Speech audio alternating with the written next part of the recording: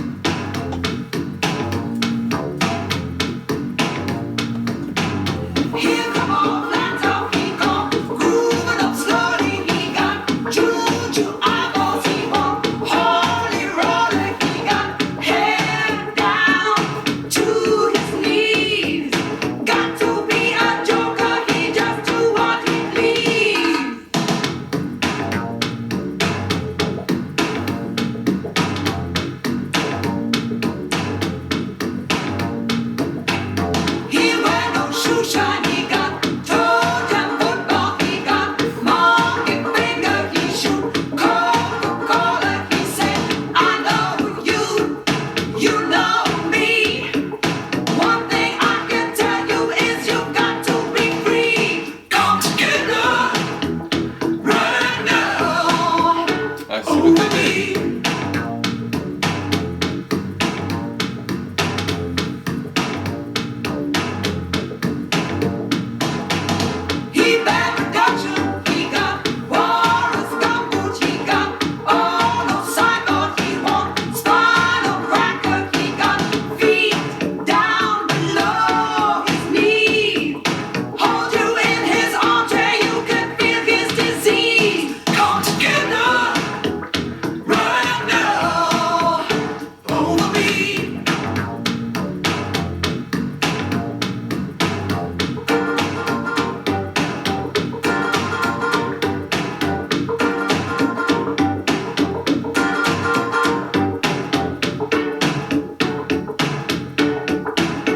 Sounds good right there.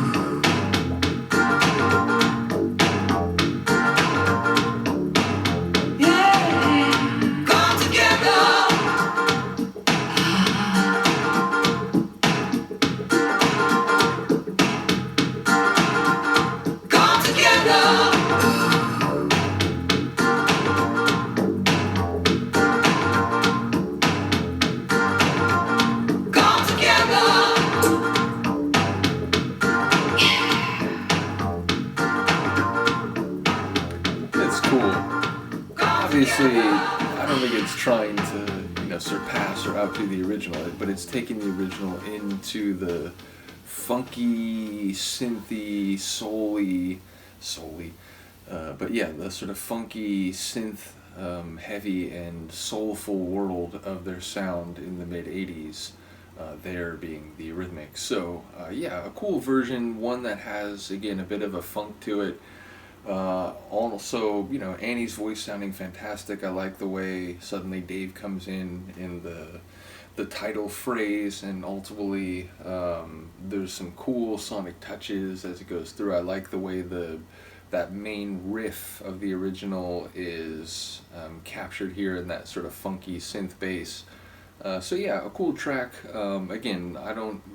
In some cases, perhaps there's a similarity of style that will lead to a more natural comparison of two different versions of the same song, whether it's two different covers or maybe the original and a cover.